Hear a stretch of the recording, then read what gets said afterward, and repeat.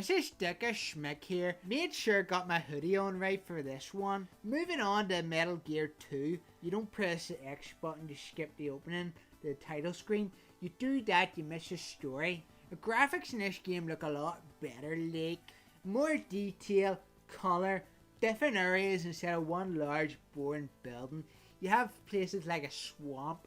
You also have like another building, and then you can walk around. It looks 16-bit, but still 8-bit. It's a bit more zoomed in, which is great because you get to see more details of the characters. Enemies now walk off screen. They move their heads in multiple angles, like. That's more than what I can move my head. They also don't forget you when you leave the area, just like in real life, they go after you. Once you hide and the meter goes down, you're grand. Like, the radar shows you're the red dot. Then it shows the enemies are the white dots. I like that. You actually get a radar system unlike the first game where you're just supposed to figure it all out for yourself. You can now crawl under fences, and this also helps you out when there are enemies looking for you. You just hide behind something. That's great. Like, happy days. Items don't regenerate straight away. It's a bit more realistic. But when you leave the whole area, it takes you about 5 minutes to leave the area, and then you come back and restock. So it's a bit more realistic, because you could believe that an enemy soldier restocked that, like, but it doesn't explain why you would leave it there in the first place. By the time you get out of the area, there's no point going back, because items are a lot more frequent in this game. You don't need to worry about going back and restocking. You just keep moving and you find loads of shit all over the place. This game's like Metal Gear 1, now with more humour. That's like me. I'm like DrSayus, but I'm a lot more funny. Like, he's as stiff as a board. Characters are a lot more interesting. You actually see their faces and you get some funny dialogue out of them. And your radio support team's a lot better too. You get twice as many of them, but Holly's the only one I like. Not only is she hot, but she also gives you useful advice. The others just give you like stupid dialogue. Master Miller's the fucking worst one. Ask him and he goes, drink your own saliva to keep you hydrated. And then he also tells me not eat and drink just before playing the game. I do what I want, mate. I got my bottle of beer, drink it all the time. There's more variety of weapons in this game. They're fun, but they're optional. I would like the more like compulsory, having more of an excuse to use these fancy gadgets and shit. My favourite part of the game was when you get your grenades and you throw them at the rats, which kills Snake in one touch for some reason. They're poisonous like, but they wouldn't kill you right away. All the shit that guy gets shot by and a rat touches him and he dies. There's more music variety than in Metal Gear 1. It doesn't make me want to blow my brains out. Music actually fits the different scenes of the game. There's still some cryptic bullshit in this game. I had to go look up the Morse code and figure out one of these puzzles. How the fuck am I supposed to know Morse code? They don't teach that shit in school, I know that much. Also, there was a scene where I had to face like this killer helicopter, and it just showed the helicopter slowly getting off the ground and not able to move. And then it's only whenever he actually shoots at me that I'm able to move and dodge at the last second.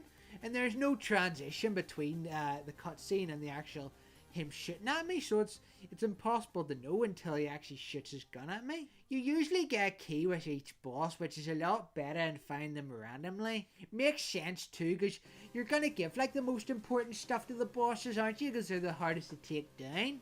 And they're the most affordable of the place. The cardboard box, it's a staple of the Metal Gear Solid franchise. Enemies don't even recognize what a cardboard box is. They look at it and they start shooting at it. And somehow Snake doesn't die from it, and they go, "Oh, clear. I'll clear you. I'll clear your block, mate." Shooting at me like that. Some weird parts of this game. When you're fighting Red Blaster, who's actually green, should be called Green Blaster. What fucking fever dream he's on. Here I thought I was trapped in the building, and I restarted the game. And then I looked up a walkthrough, and I actually found out that I wasn't trapped, that one of the elevators randomly goes down. And there's no indication of the game to do this. In fact, I looked this problem up online, and some asshole said, "Tough luck, mate. I ran into the same issue after I started the game." He was obviously talking for his fucking ass, because you are able to exit the building. I'll knock his fucking blog off. It's a bit ironic, like, because in Metal Gear 1, I made the same mistake. I didn't know you could move the elevator in a certain direction. In this game, I ran into the same problem. That said, there is a lot of stuff that carries on from the first game. So it helps when you play the first game. When you play the second one, you're able to figure out half the puzzles yourself. There's still some cryptic bullshit you have to sort out though. There's some pointless areas in this game. I crossed this swamp just to be transported here. What the fuck's the point in that? Also, the kids in this game talk like adults. Talk better than me for God's sake, and I'm as articulate as you get. The dialogue in this game can be melting like... Ollie, please go out with me. I knew I couldn't put my footing on the ice. Also, this section I had to wait for some pervert to open the girls' toilets for me. There's rooms in this game are mannequin soldiers. Is this how they're created? I'm fighting an army of robots, not people. The AI take over the world sooner than I thought. I was told later in the game you could crawl to pick up mines. This would have been great to know at the start of the game where I was stepping on them getting killed. You still have the scummy hidden trapdoors from the first game. They're not as bad here, but if you let your guard down, you're dead. Checkpoints are a lot nicer in this game. You had to reach like certain points in the first game to get a checkpoint, and you didn't know where it was. In this game, it's usually you just teleport outside of the room where you died. Some of the cryptic puzzles I need to look up, like find a small room to freeze a brooch to turn it into a key. How the fuck was I supposed to know that I'd go into this small room, which is apparently a freezer, and then like go later on in the game and then use it as a key? The worst one was I had a box of fags and I had to wait for them to flash on the screen, and that signaled that the wind had changed direction. Sent I threw my gas grenade which showed the direction of the wind, and then I could run off the edge of my paraglider. Anyone who figured that out is a damn liar. Halfway through the game, the guy who replaces Big Boss Campbell says he changes the frequency, and the new frequency is in the software manual. He wasn't useful anyway, so I didn't bother looking that up online. Every time I contacted him on the old frequency, he said use a new frequency. Why not fucking talk to me while I'm contacting you on the old frequency, you cunt? There's a few tedious bits in this game, but they're not too bad. Like there's a section where you're running up constant floors and there's no challenge to it. You're just being chased by guards, but they're too stupid to do anything about it. And then there's another bit whenever Jungle Evil drops his key and you have to go and find it in the forest. It's a coronavirus! Kill fire! Die, you bastard! Great thing about this game is I learn more about this game than what I do in school. I learn things about animals and chemistry. Those rats that Snake comes across are not rats, they're hamsters. And they're poisonous and they're native to that country. You can neutralize acid of chocolate. One thing I thought was a bit inappropriate, there was a product placement for Konami and the MSX PC during some guy's death scene. Even I know there's a time and place for shit like that. I drink at the Elephant's Graveyard, but that's it. Like, what's more stupid is Snake lets this old boy get behind him and choke him.